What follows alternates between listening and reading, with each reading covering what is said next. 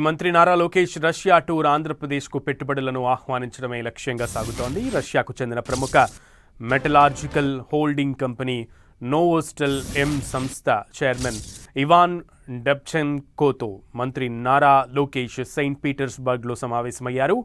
వేగవంతమైన పర్యావరణ అనుమతులు, శరవేగంగా అభివృద్ధి చెందుతోన్న దేశీయ మౌలిక సదుపాయాల మార్కెట్ మద్దతుతో దూసుకుపోతున్న భారత్లో ఉన్నత శ్రేణి రీబార్, వైర్ రాడ్లను తయారు చేసే ఒక అత్యాధునిక ఈఏఎఫ్ స్టీల్ ప్లాంట్ నిర్మాణం చేపట్టాలని నారా లోకేష్ విజ్ఞప్తి చేశారు.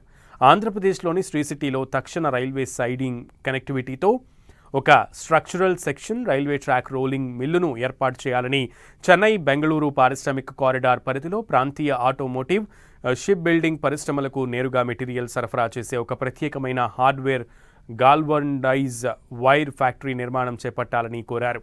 ఇక నోవోస్టెల్ ఎం సప్లై చైన్తో ప్రత్యేకమైన వాటర్ ఫ్రంట్ బెర్తులతో కూడిన ముడి పదార్థాల లాజిస్టిక్స్ హబ్ను అభివృద్ధి చేయడానికి ఒక జాయింట్ వెంచర్ ఏర్పాటుకు చొరవ చూపాలని ప్రతిపాదించారు.